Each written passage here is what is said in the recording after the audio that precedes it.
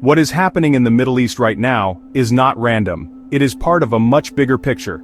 These conflicts are deeply connected to a larger struggle between the West, Russia, and China. For many years, a specific group of thinkers, known as the neoconservatives, have been pushing for these wars. I was told about this plan back in the 1990s directly by one of its key figures. The strategy was clear from the beginning. It involved changing the governments in several key Middle Eastern countries. This was all done with the idea that it would create a more stable region, but the reality has been very different. The wars we see today are not isolated events. They are the result of a long-term strategy. This plan was designed to reshape the political map of the Middle East. The central idea was that by removing certain leaders, the region would become safer, especially for allies like Israel. However, this approach has created more chaos, not less. The current conflict is simply the next phase of this ongoing effort. It is linked to the war against Russia, and it is drawing in other major powers like China. We are seeing a carefully orchestrated series of events unfold, just as it was explained to me decades ago. The main players behind this strategy are the American neoconservatives or Neocons. Their influence on American foreign policy has been significant for a long time. They believe that American power should be used to spread democracy and protect its interests abroad.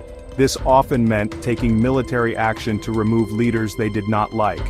The goal was to create governments that were more friendly to the West. This thinking led to invasions and covert operations across the Middle East.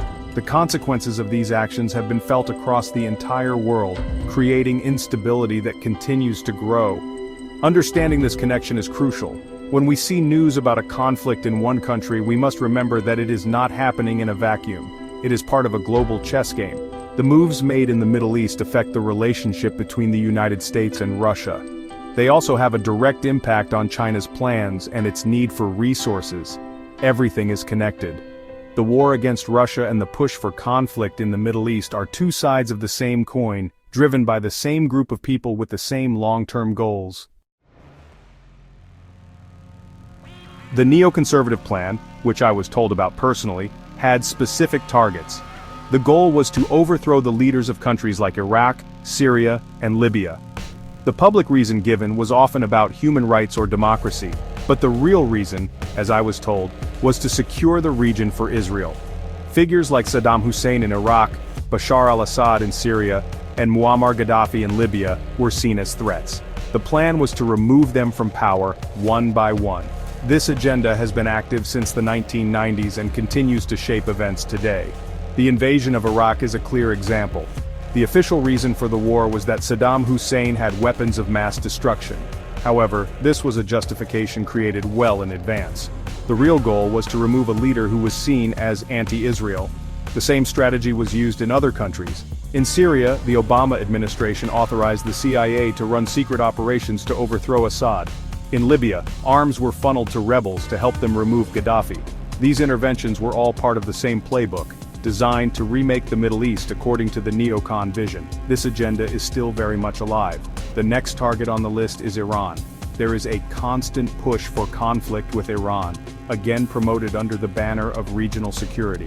This effort is not for the benefit of the American people, but is designed to serve the interests of others, particularly Israel. The connections between Israeli leaders like Benjamin Netanyahu and the Neocon movement are very deep. His father was a close associate of the founders of the Neocon movement. This long-standing relationship has helped to ensure that this foreign policy continues, regardless of who is in the White House. We can see powerful figures working to keep this agenda on track. For example, former Vice President Dick Cheney has endorsed political figures he believes will continue these policies. Some politicians have even told foreign leaders to ignore changes in American leadership, promising that the support for these conflicts will continue. This shows how entrenched the neocon strategy is. It is a persistent force in foreign policy, pushing for more intervention and more conflict in the Middle East, with Iran as the current focus. The plan laid out to me in the 1990s is still being followed. The wars in the Middle East have had consequences that reach far beyond the battlefield. One of the most significant results has been the massive flow of refugees. When countries like Iraq and Syria were destabilized, millions of people were forced to flee their homes. They sought safety in neighboring countries and eventually in Europe. This created a huge migration crisis. Many of these migrants and militants did not assimilate into European society. This has led to social tension and has contributed to what some call the destruction of Europe's cultural fabric. This refugee crisis was a direct result of the Neocon-led wars. The overthrow of governments in Iraq and Syria created a power vacuum. This allowed extremist groups to rise, making the region even more dangerous for ordinary people. Millions had no choice but to leave. Europe was not prepared for such a large influx of people. The social and political systems of many European countries were strained to their breaking point.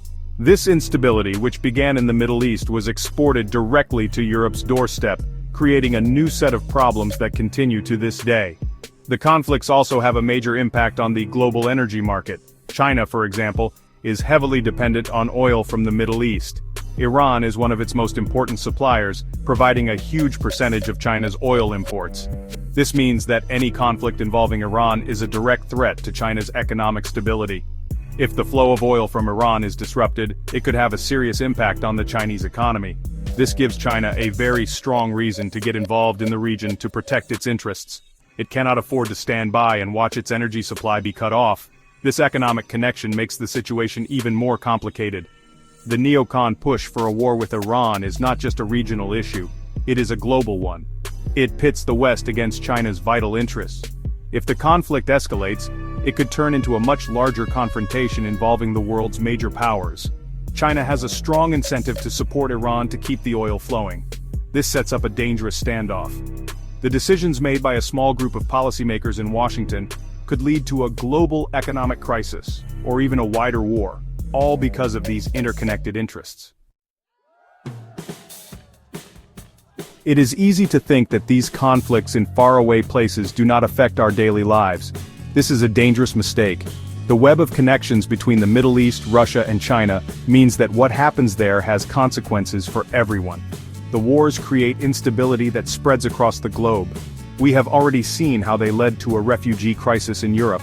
An escalation of the conflict with Iran could be far worse. It could trigger a holy war, or jihad, that would target not just one nation but entire religions, with devastating results for world peace. The economic impact is also something that everyone will feel. A major war in the Middle East would disrupt oil supplies and send energy prices soaring. This would mean higher costs for fuel, transportation, and goods for people all over the world. It could trigger a global recession. China's dependence on Iranian oil means it will not sit on the sidelines. A conflict could quickly draw in major powers, creating a situation far more dangerous than what we see today. The world economy is fragile, and a major war could be the event that pushes it over the edge. The decisions being made are not just for leaders and politicians to worry about, they affect ordinary people everywhere. The choices made by a few individuals in Washington or other capitals can lead to war, economic collapse, and social unrest that cross all borders. Understanding the Neocon agenda and how it connects these different conflicts is the first step. We need to see that these are not separate crises but parts of a single, coordinated strategy that has been in motion for decades. This knowledge is important because it allows us to see the real forces driving world events. Ultimately, these connections matter because we all have a stake in a stable and peaceful world. When foreign policy is hijacked to serve the interests of a small group, the risks are borne by everyone else.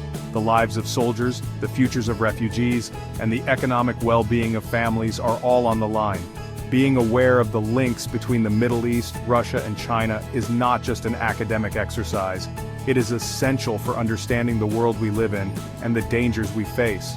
Only by seeing the full picture can we hope to navigate the turbulent times ahead.